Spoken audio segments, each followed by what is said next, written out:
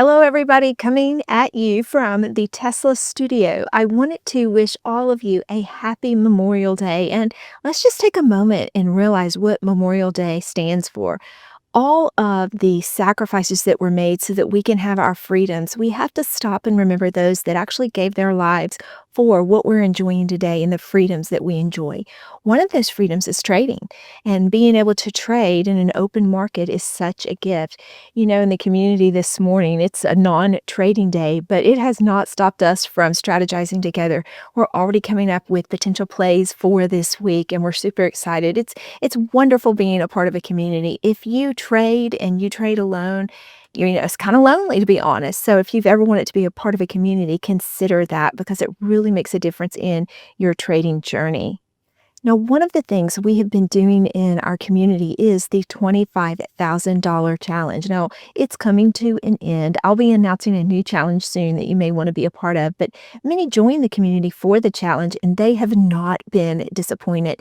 We have been doing so well that if we stayed on this trajectory in a year, we would take this 25,000 and we would be able to turn it into over $85,000. Now, I've been very active, but it's by design because I want to show people what they can do in all the variety of ways that they can trade with a large or small account. Now, if you're working with a smaller account or you just want to up your game on your trading, consider joining a workshop that me and my good friend Stocks with Josh, we're hosting it together this upcoming Saturday. It's on how to utilize the skip call option. And the skip call option is a trading term that actually had trademarked, and it's a wonderful way to grow your account, especially if you're working with a smaller account. And I will be teaching everything you need to know about it, how to use it to level up your game. And then Josh will be teaching you all the technicals so that you can look at the proper entries for these powerful trading tools. Take a quick listen. What if one workshop could change the way you trade forever? Josh and I are hosting a live 2-hour workshop where I'll be teaching you all things skips. A smarter, lower risk option strategy I actually developed and trademarked to help you grow your portfolio without gambling. And I'll be diving into charting mastery from indicators that work to how to spot trend reversals before they happen. It's all happening Saturday, May the 31st at 6 p.m. EST, and spots are limited. Click the link below to secure your spot and thank us later when you turn your trades into a Wall Street ATM. Trust us, your future self will thank you. Now, I want to go over with you all the potential events that are going to shape our trading this week. It's very important to realize that since we have no trading today, there is going to be pent-up demand on Tuesday, and we're already starting to see it spill over into Bitcoin and the futures. So Bitcoin right now at the time of filming is over 110,000, and then we have our futures at this point, we're up almost 1.5% on the NASDAQ. So speaking of economic events, let me take you through all of them. But most importantly, I want to talk to you about how this is going to affect something that I trade almost daily, and that is the NASDAQ. It is looking like we are going to have an expected move this week anywhere between 483 on the NASDAQ and 535. So I will be constructing a potential trade that you can take advantage of having this knowledge and place a trade possibly on Tuesday that could expire in good profit on Friday. Here's what we have going on this week. First, let's take a quick look at an update on that $25,000 challenge I mentioned to you. It's a 6-week challenge. 4 weeks have been completed. Now, we started off with $25,000. Of all of our closed positions, we've already profited $2,684. It's a 10.7% monthly and an annualized profit of 128%. So if we stayed on this path, we would take that $25,000 and turn it in to almost $85,000 in a year's time. Now, what has made this so powerful is, although I'm only working with $25,000, I continue to use that collateral and do several different trade setups with it. And I'm in and out of the trades, rinsing and repeating different opportunities.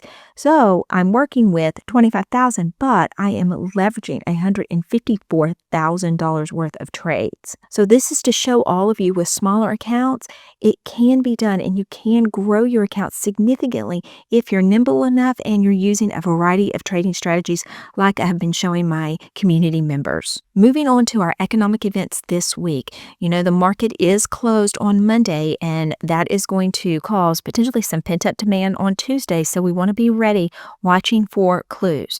Tuesday, May the 27th, everything kicks off with a consumer confidence.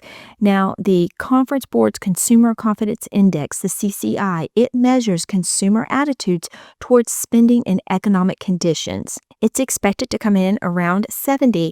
If it's below 68, that signals consumer weakness. It's bearish for a lot of our stocks. If it's above 72, that will boost retail stocks. It supports positions such as Shop and even Robinhood and a lot of our NASDAQ plays. Next, on Tuesday, same day, May 27th, we have the U.S. JOLTS job openings. The Job Openings and Labor Turnover Survey, JOLTS, it reports the March job openings. It's expected to come in at about 8.1 million. It gauges the labor market demand, a key Fed focus for rate decisions. If it's below 8 million, well, that's bearish for some growth stocks that we like to trade. If it's above 8.3 million, that's bullish. Moving our attention to Wednesday, we actually have a lot going on during the market and then after market. We have the FOMC minutes from the May 7th meeting. Now, this is important because it gives us insight into what they're thinking when it comes to the timing of rate cuts. Hawkish minutes could cause the NASDAQ stocks to pull back. On the other hand, dovish minutes could help the NASDAQ stocks rise. But where all the excitement is going to be and all of the attention, it's going to be after market close, and that's with NVIDIA earnings. I actually did a great video on a potential play for NVIDIA earnings. I will leave that in the description so that you can watch that to prepare for Wednesday's event. Moving our attention to Thursday, May the 29th, we have the Q1 GDP. The second estimate of the Q1 2025 GDP, it's expected at 1.3% annualized. The first estimate came in at 1.6%.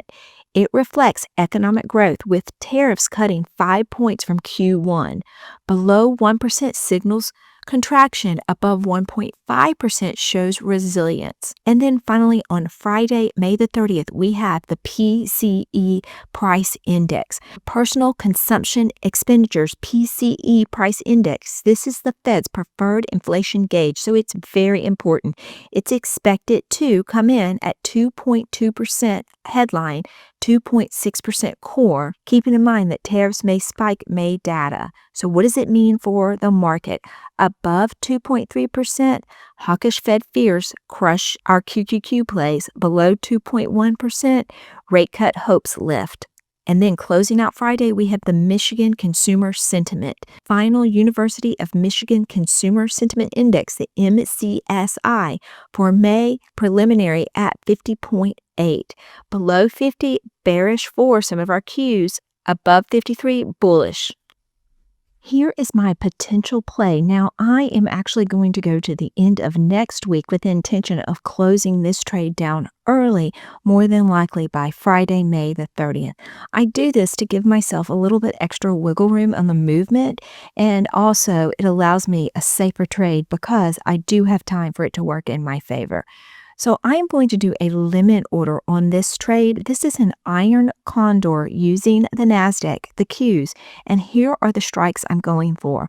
I am looking at, on the put credit side, selling the 485 and purchasing the 480. On the call credit side, I am looking at selling the 535 and purchasing the 540. These will all expire on June the 6th, and I am going to put in a limit order for $1.25 per share in profit. That would give me a $125 profit, and it would only require $500 in capital to put this trade on. Now, because this is such an aggressive return, 25% in a matter of a few weeks, I will happily close this down at 50% profit at the end of this week. Now, managing this trade is very important. If it looks like one side is going to be breached, then you might want to consider shutting down the trade early. I hope you're ready to trade. I hope you're all enjoying a longer weekend. Remember, if you're with me, trading with Ashley, there is no trader left behind. Now, for those of you that are interested in my next trading challenge, it's going to be all things buy right. Now, if you need a little bit of a reminder on what the buy right is, I'm going to leave a video for you right here, and it'll tell you everything you need to know, and you'll be ready to join our community and our next trading challenge.